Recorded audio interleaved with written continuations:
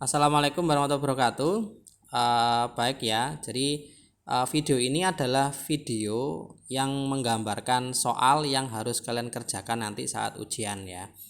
Jadi nanti kita menggunakan beberapa paket soal. Jadi untuk mata kuliah Mobile Programming kelas IFA, B, dan kelas SI itu ya.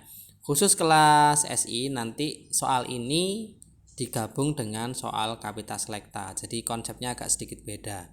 Jadi kalian kalau bisa menyelesaikan soal ini berarti nilainya dapat 2, nilai di Kapita Selekta juga nilai di Mobile Programming seperti itu ya. Oke, jadi tugas kalian nanti bukan tugas ya, soalnya ya. Soalnya adalah kalian bikin aplikasi seperti ini.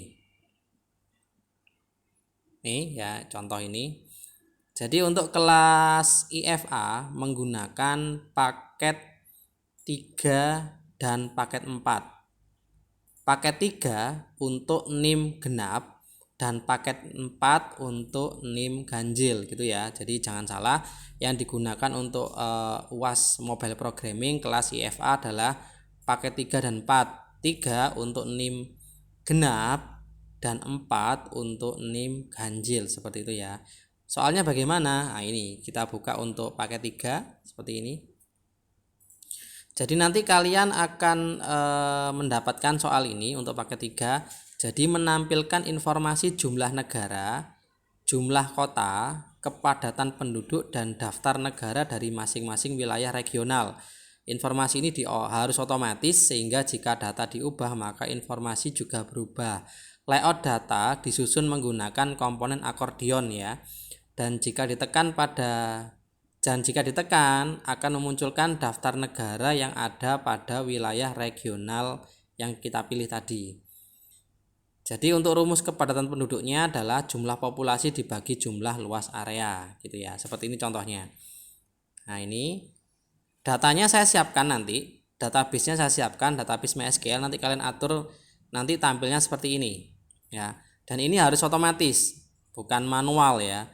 Kalau ini saya tekan, misalkan saya milih satu aja, Central Amerika, saya tekan, maka akan ada negara-negara yang termasuk dalam regional Central Amerika seperti ini. Misalkan Meksiko saya tekan, ini ada Meksiko ya. Kalau Meksiko saya tekan, akan memunculkan grafik 5 kota dengan populasi tertinggi pada Meksiko, negara Meksiko. Ini ada kotanya apa ini? Bacanya saya bingung ya, ini bahasa Meksiko posisinya seperti ini.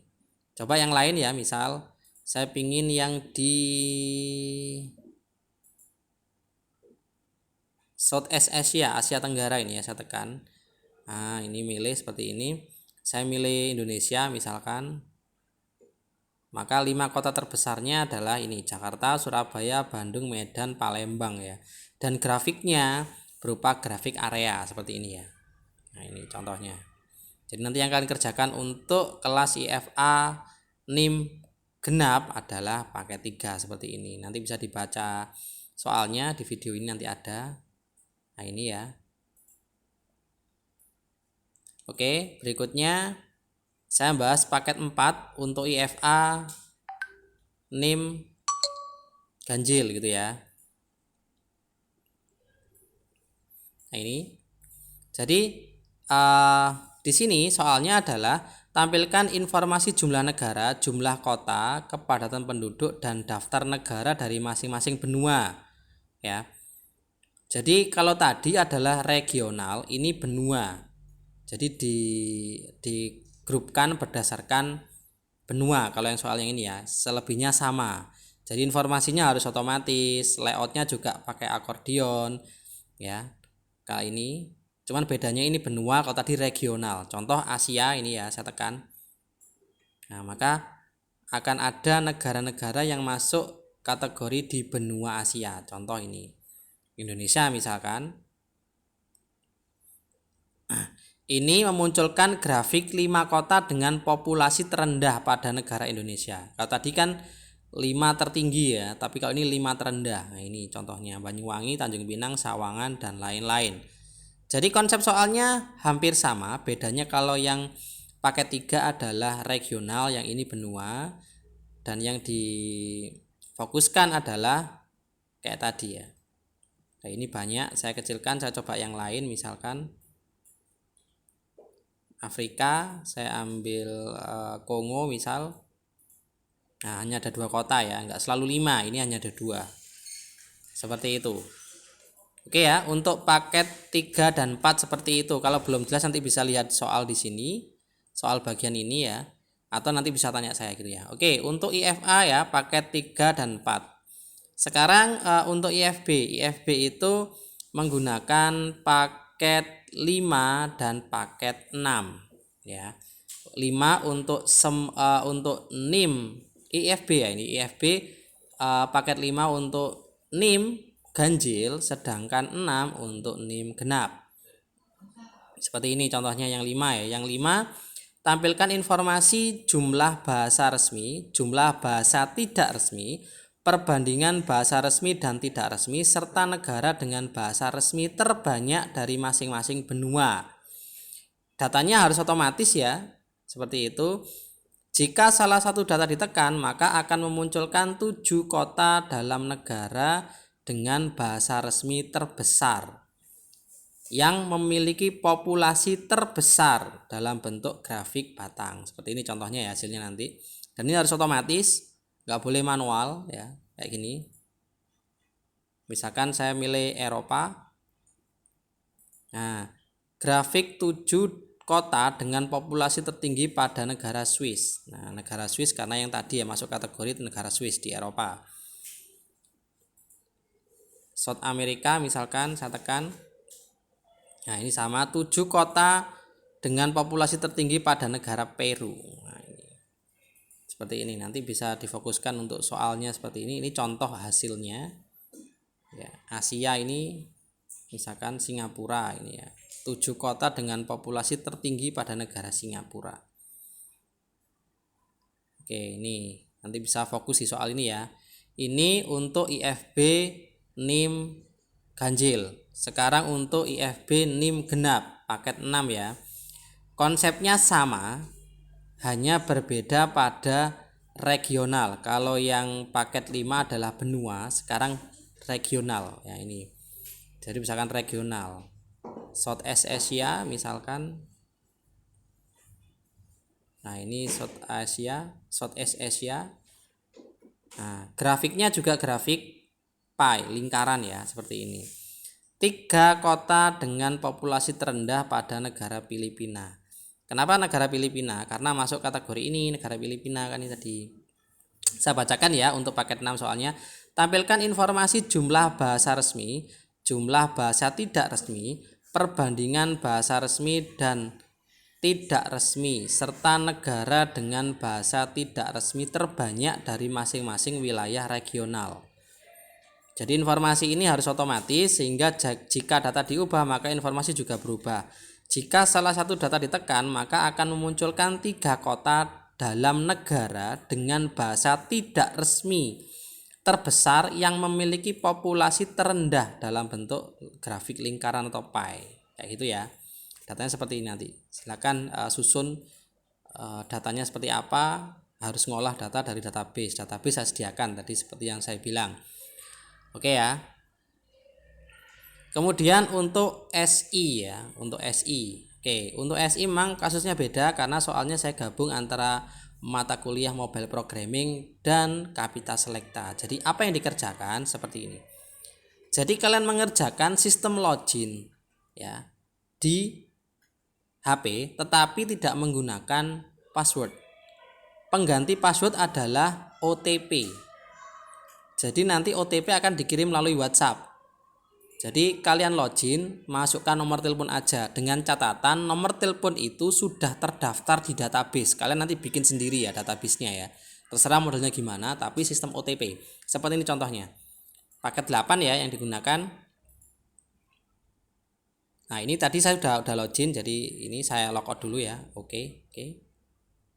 Nah, ini. Jadi kalau saya belum login atau tidak sedang login, maka munculnya seperti ini, muncul halaman login. Masukkan nomor telepon Anda, gunakan 62 tanpa plus ya. Contoh, karena nomor saya sudah terdaftar di database maka bisa digunakan. Kalau nomornya nggak terdaftar maka harusnya muncul keterangan nomor tidak terdaftar. Contoh kayak gini, saya acak nomornya ya.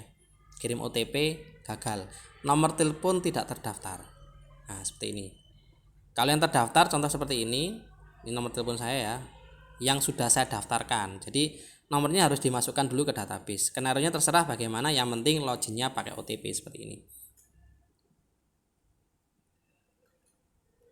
Ini ya, ini nomor saya ya, oke. Saya kirim OTP. OTP berhasil. Nah, ini kode OTP Anda yang ini ya. Kode OTP Anda adalah 707943. Kita masukkan 707943. Itu yang benar ya OTP-nya. Kita coba yang salah dulu buat ngetes saja. OTP salah. Oke, dia tahu OTP-nya juga salah. Ya, yang benar 707943. 70, lupa tadi saya berapa ya? 707943. 7943. Saya verifikasi. Login berhasil, selamat datang, nama saya ya. Karena sistem tahu bahwa ini nomor telepon saya, OTP-nya benar, maka login. Nah, bikin seperti ini aja. Tapi kalau saya masuk sistemnya lagi ya, misalkan saya tutup gini aplikasinya misalnya, saya buka lagi. Saya buka gini. Saya dideteksi masih aktif loginnya. Jadi ini adalah login yang sekali. Bukan setiap kali buka aplikasi login, tidak, tetapi login sekali. Selama tidak di logout dia tetap login seperti ini. Sesi aktif, selamat datang kembali. Nama saya ya. Tekan OK untuk logout atau cancel jika tidak. Ini enggak kayak gini. Nah, ini ya. Kalau mau logout ya OK seperti tadi. Jadi soalnya adalah membuat sistem login yang berbasis OTP. Kemudian dia kalau sudah login, maka saat aplikasi ditutup dibuka lagi dia tetap dianggap login ya. Jadi loginnya hanya sekali di awal seperti itu. Tapi yang paling penting adalah konsep OTP-nya dan dikirim melalui WhatsApp. Seperti itu ya. Atau kita coba lagi, bisa. Ya, saya logout dulu ya. Oke. Saya masukkan nomor saya.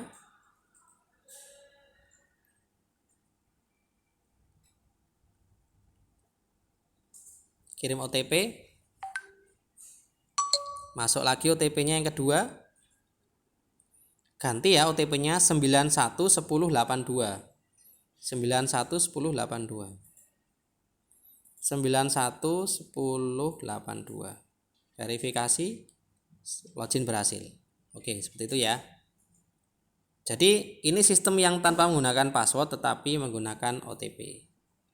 Oke. Nanti silakan dikerjakan waktu 3 kali 24 jam. Gitu ya. Soal pengumpulan nanti bisa by project ya. Yang dikumpulkan adalah projectnya.